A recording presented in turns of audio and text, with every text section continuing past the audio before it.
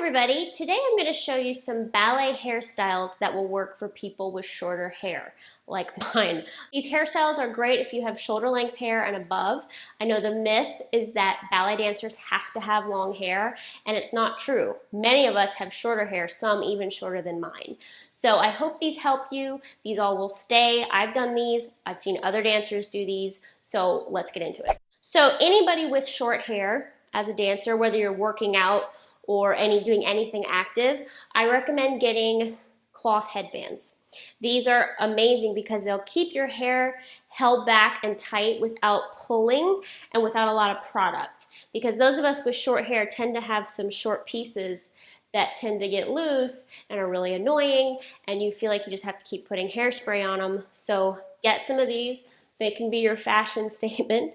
And this headband is going to help us with a lot of these hairstyles today. Just kind of keep the hair in place. So I'm going to go and put it on. This is one I just got at Walgreens. And the key to this is once you put your hair in the headband, you want to take a couple of pieces of hair out of it so that when we put it in a ponytail, the headband is held within the ponytail and not just sitting below or on top of it. That's how you're going to get it to stay still and not move around.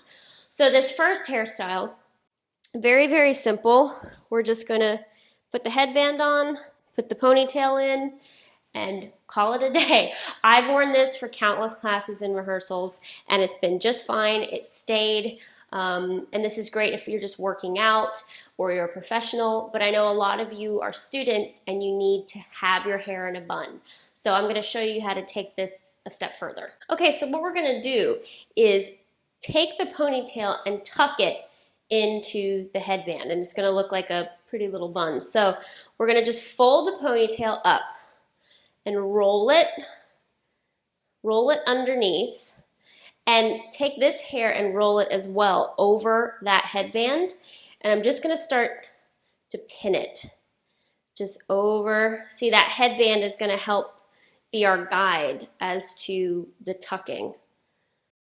And the nice thing about this is you can really get it tight, and that you have that headband there for the hair to roll against. And just kind of mess around with it till you feel it's secure. And that's really it. It feels very secure, and you look a little bit like an old-fashioned Audrey Hepburn, old ballerina look. It can be very elegant, very beautiful, very soft. So I really like this one. You can pull these little hairs forward again, keeping these baby hairs soft, but I think it's just so pretty and just it feels very, very secure also. So this is probably my favorite one. So for the second one, I'm also going to use the headband, again, keeping those hairs back. And we're going to do pigtails. So exactly the same thing.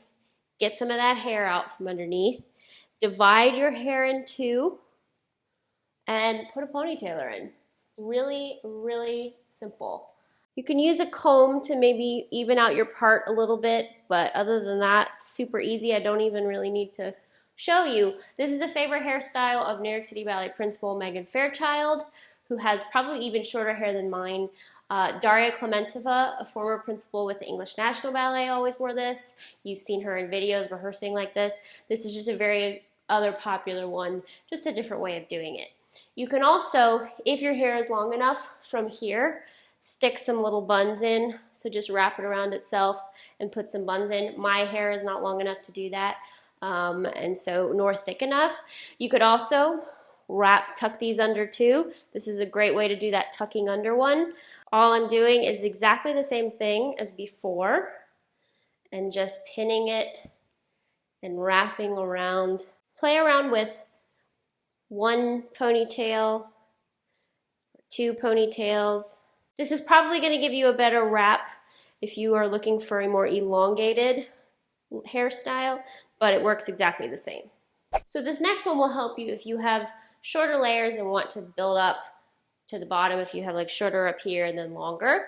So we're going to start. This is a very similar style to Princess Jasmine, so we're going to do half up, half down first. Do that, and you can either stay here or put your headband on.